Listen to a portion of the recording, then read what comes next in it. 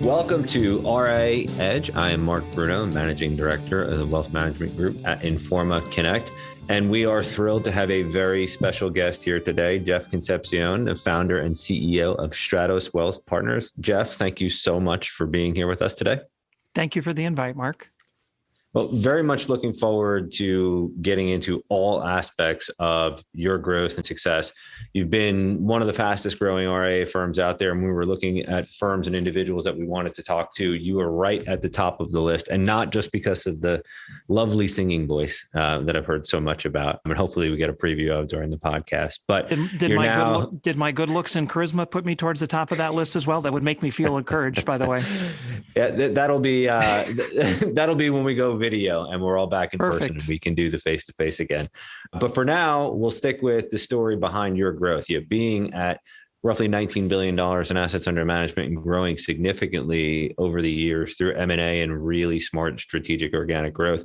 We felt like you've got a great story to tell, and our audience would benefit tremendously from learning a little bit more about all your different strategies and tactics. Before we get into that though, Jeff, if you don't mind, could you provide a brief background just on the history and the formation of Stratos so we're all grounded and understand exactly all the elements of your business and what you're focused on?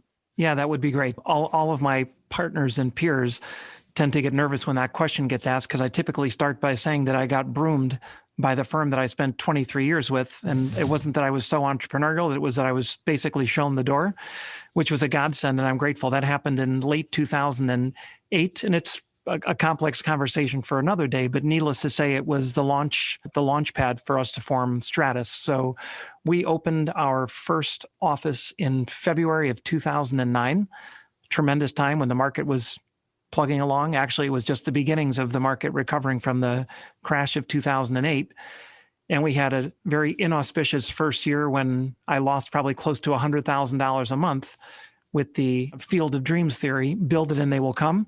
We built it and they came, but more slowly than we anticipated. So it was a little bit of a rough launch, but we've been really fortunate and really blessed since then. The notion was that we could create a supported independence model that really had substance behind it. I felt that it was very much an overused term of giving people a soft landing pad or supported independence, that most firms talked more about support than they were able to deliver. So if we could substantively deliver, that should be a catalyst for growth. And we've been very fortunate with 100 plus, I'm not sure exactly how many locations we have today, since February of 2009, that this concept of supported independence and being a platform partner is something that the marketplace would benefit from. And hopefully the results have proven that. I appreciate you do have a very unique model. So I would like to start there and also focus a bit on your M&A because you've been very, very active. Can you describe the business model for Stratos and the various businesses that you have? And then also in the context of the M&A discussion, there's so many different types of buyers and acquirers out there. I'd be curious to hear how you describe and position Stratos. Yeah, absolutely. So what we started off as was a platform partner for what I believed were advisors who wanted to go independent, but didn't really fully understand what that even meant. They might have taken for granted what JP Morgan or Merrill Lynch or some of these other firms had done for them and all the stuff that happens behind the scenes for someone who's running a successful business. So the notion was if we could be much better stewards of our capital and allow them to take the lion's share of the revenues that they generated, that with scale, we could do all those things that the big firms were doing for them, but do them far more efficiently and frankly, do them even better than the support that they'd received previously. And that was kind of that initial concept. There were two pieces to it. For folks who were independent enough that they would hire their own staff and sign their own leases and really cover all those fixed costs, we would pay them a fairly significant rate. On average, it's somewhere in the mid-80s. And for folks who wanted us to take down the real estate and the staffing and oversee a lot of those fixed costs, those folks ended up in the upper 60s on a blended basis, which was well north of a 50% increase with more autonomy, more independence, and really running and owning their own business. We delivered what the big firms were delivering to them at a fraction of the cost. And the type of stuff that we would do was whether we signed the leases or consulted on the real estate, HR, benefits, billing, practice management, asset management, technology, all those types of infrastructure things that really are out there and need to get done, but don't really directly relate to the day-to-day engagement that an advisor has with their clients. So that was really the baseline business, trying to provide all the stuff that the big firms provided better and more efficiently by being good stewards of our capital. Excellent. And then when you're looking at, and you just mentioned just almost this idea of sort of reinventing independence, and when you're talking with firms, whether it's acquisition or any other advisor or firm that would benefit from being part of the Stratos family, so to speak, what are some of the specific problems that you find you're solving for most frequently in the market right now? Relative to an advisor affiliating, or relative to someone who's starting to think about monetization? So let's look at it through both, actually. So someone who's starting to monetize and someone who's looking to affiliate. Yeah. So just continuing that trend of affiliation, and then we can flip towards succession. On the affiliation side, I just think that, and maybe this is sort of telling. So I assume that it's sort of an easy sale if you're coming out of a wire or bank to think about supported independence. What I really didn't anticipate is all the folks who went independent, not fully understanding what it meant. So roughly a third of our folks who've affiliated were entirely independent. They formed their own firms, they formed their own RIAs, and I think they found themselves wearing so many hats that it was dilutive to what their primary job was, because the ancillary jobs took up so much bandwidth. So nearly a third of the folks who've affiliated with us have gone from solely independent to supported or collaboratively independent inside of a network like ours. And it's all the stuff, whether it's the regulatory or the technology or the ops or the HR or the benefits. There are just lots of areas, I think, that eat into and preclude them from being as successful on what really drives a business's value. And that's client engagement, client retention, and the addition of new clients. I think what advisors struggle with on the succession and monetization side, and that was my last conversation today. We had a firm visiting from Boston. I was with a firm in New Jersey yesterday having a conversation. It's flexibility. I think our calling card, and it could be our detriment in some respects, depending on how you view this, or our most valuable asset when you think about monetization, is I had to talk to 50 people, 100 people relative to succession to realize that only 1 in 10 were ready to sell, but 8 out of 10 were worried about protecting their employees, protecting their clients, and protecting their families. And that flexibility of saying, we really don't have a deal, but tell me what you're trying to solve for, and let me share with you whether or not we can help along the way. So maybe they want to do a partial event now. Maybe they want some of their employees to be involved in ownership. Flexibility, I think, became a real catalyst to us having much deeper and much more productive conversations more often than just the 1 in 10 folks that were ready to sell at that time. Right. No, and I appreciate you breaking down both categories there. It just gives some really exceptional context for your business. When we're looking at the M&A and the monetization side, curious, if you've been very active, what does the ideal acquisition target look like for Stratos? And that could be size or location, but it could also be culture and personnel as well. I'm curious what the perfect firm is for you all. Yeah, it's a great question. So I'll define it sort of at the enterprise level, which is one thing. But when you think about those 100 plus locations, it makes us unusual. We have a signed letter of intent on a $4+ billion acquisition. And there's probably not a day that goes by when I'm not talking to one of our partner offices about a $40 or $50 million asset acquisition. So when I think about acquisitions for Stratos, at the partner level, I think most of our partners are comfortable buying books anywhere from 50 to a few $100 million. In some cases, our best offices could acquire stuff larger than that. And my premise when we initially got into M&A was helping our folks, our same store sales growth, so that they could grow inorganically and be more effective at M&A with our help than they could be without us. The other premise was I never want to compete with the people that I'm built to serve. At the same time, we recognize that most of our folks as buyers and most of the marketplace as sellers, once you get to 200, 300, 400 million in assets, they may not be super comfortable selling to someone who's similar in size or even smaller. So maybe there's a level where we can be the direct buyer rather than a facilitator for one of our partner offices and not compete with the people that we're serving. So I would tell you today that most of the stuff that we're looking at buying would be $300 to $400 million up to $3 to $4 billion in assets, and probably in the $500, $600, $700, $800 million range on average for us, where our partner offices are typically acquiring at the $100 million level. As far as the attributes, there aren't a lot of geographic limitations with us being in over 100 cities and being willing to go other places where it makes sense. It's really more the cultural, philosophical, quality, regulatory attributes that make us more or less interested.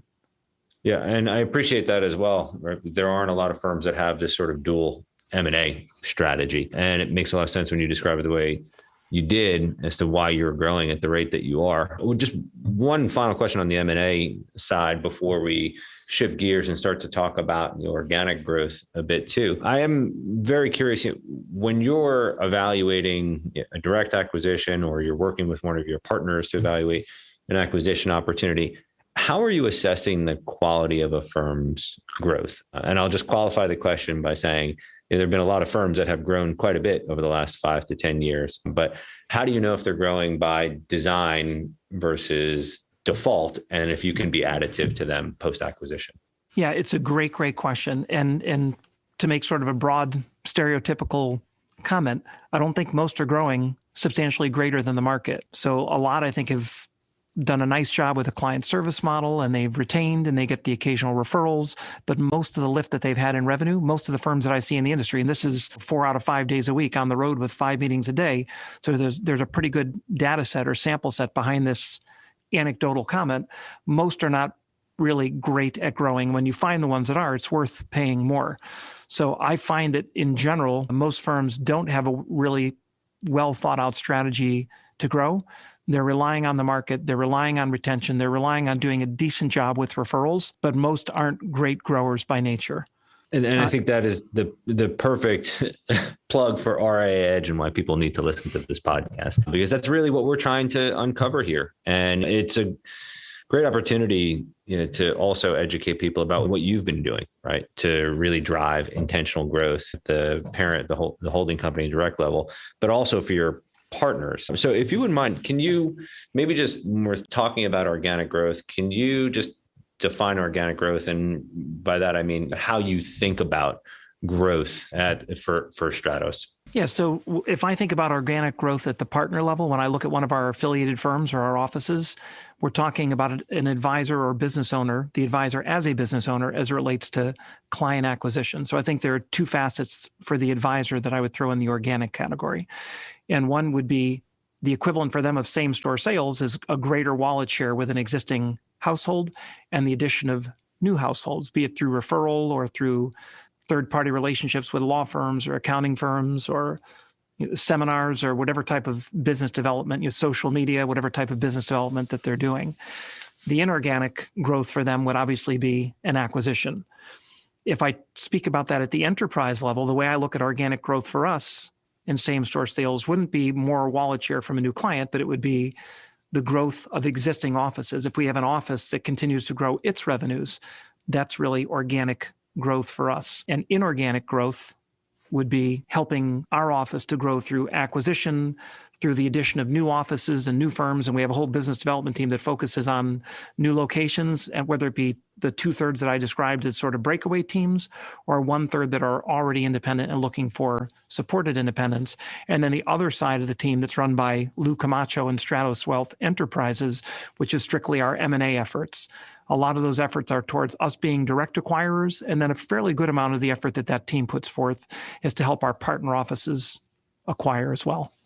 Excellent. And I'm curious, I've been very familiar with the firm from a distance. I've seen a lot of the marketing that you've done, a lot of the content that you've created. I'm familiar with the podcast, the Evolving Advisor podcast, which is a really excellent piece of multimedia. I'm curious, there are not a lot of firms that have been as prolific and produced as much targeted content and marketing that you have. I mean, one, how do you actually find the time to do all of this, right?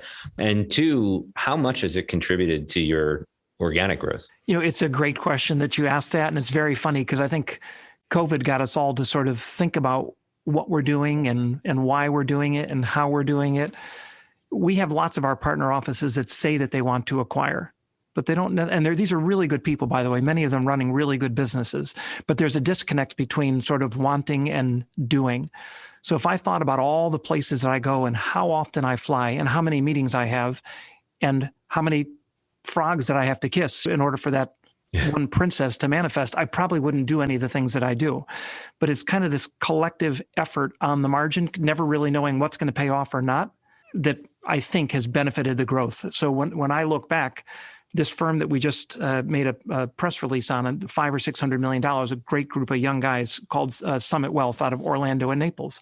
They came from the podcast. We had a terrific project that we're working on that came from me speaking to, I think, 30 or 40 firms where I dragged along in tow with Mark Tibergen that were $500 million or $1 billion firms or greater. The topic was evolving from an advisor to a CEO. One of the people sitting in the audience at the Chicago workshop that we did was a $4 billion shop that engaged in dialogue afterwards. I visited with them several times with no expectation of anything other than to be a friend and share some thoughts. And we're now likely to, on the cusp of taking a majority stake in this shop. We invested and purchased another shop with someone who read an article that I wrote and had just called to ask some questions. So on the margin, I think the basic notion is, you're not going to get hit unless you're in traffic. So the more things you do to put yourself in traffic, the more likelihood you're going to have of, achieving the outcome. Because I probably wouldn't do the podcast or travel or speak. I did probably 100 workshops in 12 months prior to COVID for ETF and mutual fund companies. And they're just 45-minute to 1 hour workshops on succession and valuation and so on.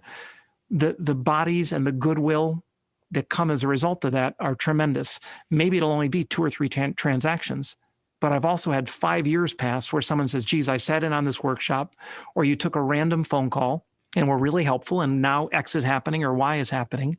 So I think it's kind of the cumulative effect of sort of pushing yourself to engage in as many mediums as possible that ultimately pays, really nice dividends.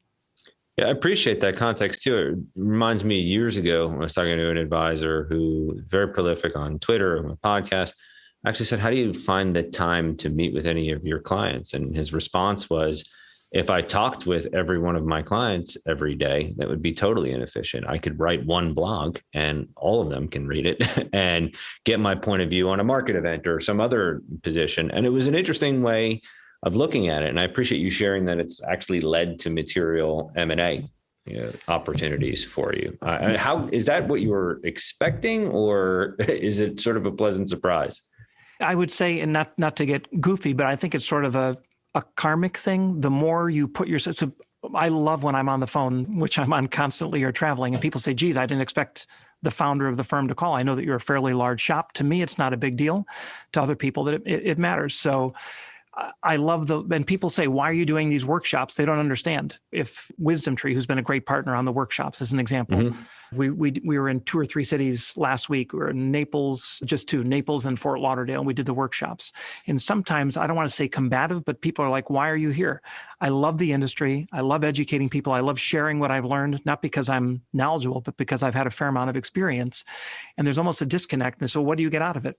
And my concept is I like to make new friends. And over time, it's not a bad thing to have a lot of friends in the industry. You don't go into it with any expectation, but if you educate, if you share, and if you give, good things tend to happen. And I think we've been blessed far beyond what we're entitled to as a result of whatever we've given. I mentioned, I have to tell you this because it's funny, kissing frogs. So I yesterday, driving between New Jersey and New York and Connecticut on appointments, I returned a phone call, and this happened to me twice in the last couple of weeks. I was down south 30 days ago on this $4 billion acquisition, and I excused myself for 10 minutes because someone responded to the website, and the way it got transcribed to me was 1.6 million. It was someone who had a practice at TD Ameritrade. So we're about 8 or 9 minutes into the conversation. I said, I apologize. I just wanted to say hello and schedule more time next week. And I know this is a stupid question, but it's 1.6 million in revenue, correct? And the advisor said, no, it's 1.6 million in assets. And I just checked off a box, one more frog, and that's one step closer to the princess that, but there's a lot of calls that I make and a lot of things that I do that people probably wouldn't do if they realized, again, might be 90 frogs to one princess. But, when you get a half dozen princesses over a course of a couple of years, it can become really, really meaningful. No, definitely. And I would say one of the other things I've observed about people who, whether they're podcasting or they're creating content in the form of articles and videos, when you meet people, they already know you in a way, and you've been sort of pre-qualified, if you will, right?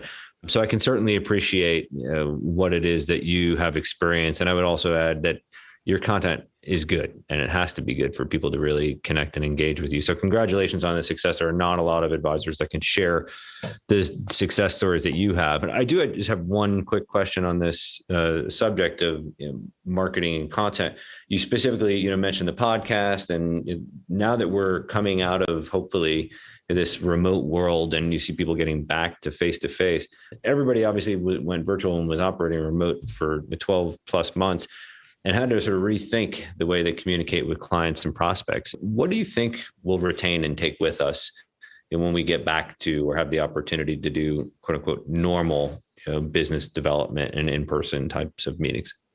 Yeah, I think there were a lot of learnings. Part of what we learned is thanks to our infrastructure, having 8 or 9 folks full-time in technology, which is pretty unusual. It's what I mentioned, kind of a capital S with supported independence versus a small s.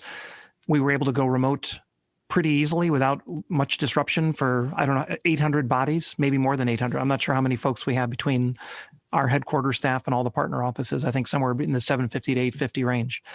I think people think differently about overhead and real estate and profitability. I think people think differently. I've always thought differently because of my blue collar upbringing. My mom and dad both worked in factories. So when we had a transaction with Emigrant who bought 16% of our equity a year ago, they were perplexed that we were as big as we were, that we were as many places we were, and we essentially had zero debt. The notion that I try to tell advisors, an advisor generates revenue and they make a living. A business owner generates revenue, pays himself a salary, and has retained earnings. So for 10 years, we've retained 35% of our earnings. So when you think about going through market disruption, COVID, whatever could be dangerous to a business, have you built a ship that can weather a turbulent storm, or is it only great when the waters are calm and the wind is at your back? And so as a business owner, I think we need to plan for what we want to become. We need to plan in anticipation that things may not always be the way that it is. And I think COVID taught us some new things and maybe reinforced philosophies that have been embedded for a long time. I do think real estate and overhead, I think flexibility, I think work remote. I wouldn't say that we're the most forward-thinking. Regrettably, I wouldn't say that we're the most forward-thinking company on work remote, but we're far more forward-thinking and flexible than we were pre-COVID. And it's just, again, all learning and gradual evolution. But I think there were some really good learnings, and people were wildly effective with Zoom. I can tell you I never stopped flying. I flew 150 times over the last 12 months, and transactions got done because people knew who they were dealing with in a different way when you break bread and eat than through Zoom. It's not that you can't connect through Zoom, but being across the table from someone, I do believe that there's an advantage to. I think I learned that I could do things remotely, but I also reinforced the fact that being across from someone is meaningful in a different way relative to establishing rapport and a connection and trust. Yeah. That's an excellent point. And as we're all getting back to a little bit more in person here, with the exception of you, it sounds like you've been pretty active. You're really starting to appreciate that face-to-face opportunity. And there are things you can do to be efficient using Zoom and Teams, but then there are reasons we do need to be together, particularly in a business like wealth management, where trust is so important. So with that, Jeff, thank you very much for taking some time out to walk us through your M&A, organic growth, talk about your podcast and your experience there in more detail. Before we wind down here, is there anything else that you'd add just on the subject of growth? Our audience is looking for advice, guidance, or different ways that they can be more intentionally approaching growth. So is there any final or closing thought that you have or piece of advice for our audience on how they could improve their overall growth rates?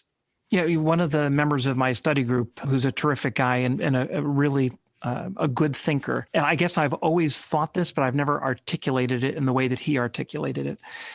If you want to grow, you have to have the capacity to work on your business, not exclusively in your business. And I think in order to do that, when you think about what an advisor does when they start, when they're young in the industry, they're wearing 15 hats. Well, at some point, it's got to be 13, 11, 9, and maybe at the end of the day, it can really only be 1 or 2 hats that they wear. I can't tell you how many times I've sat across someone who built out an office and they had 5 extra offices because they just thought it would be easy to fill it with other advisors. It doesn't happen. I love the notion of someone showing up with their luggage saying, hey, this is great. Can I jump on board? But it needs to be intentional.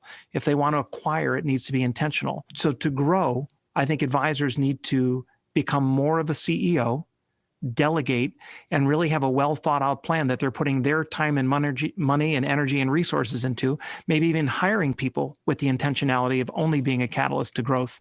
And if they do that, you have to invest for the business that you want to be as opposed to the business that you are today. Investing ahead of the curve will drive growth. Being a little less worried about how much you'll make in the next year or two, and realizing making a little bit less now could mean that you could really earn tremendously more down the road. It's that intentionality about growth and the actions connected to the desire that I think will be a great catalyst for anyone to grow their business long term. And that's a great way to end. And thank you for just simplifying what is a really complex subject. And this idea of being in that CEO state of mind is really, really important. So I appreciate you leaving us with that thought. And thank you for joining us here, Jeff, today. I enjoyed myself. Thank you so much. By the way, that sounds like a Billy Joel song. Didn't he write a song called CEO State of Mind?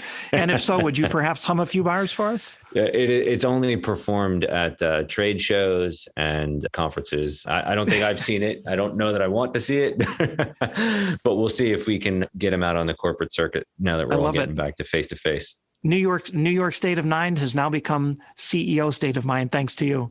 That'll be my next podcast. So thank you for the title. Appreciate it. Thanks so much, Mark. All right. And Jeff, thank you very much again for sharing your time, your thoughts, and your insights with the RIA Edge audience here today. On behalf of Informa Connect and the Wealth Management Group, and my name is Mark Bruno. We look forward to having you all join us on the very next episode of RIA Edge. So thank you very much for being here today. Hope you found this very informative. And thank you very much again, Jeff, for joining us. My pleasure.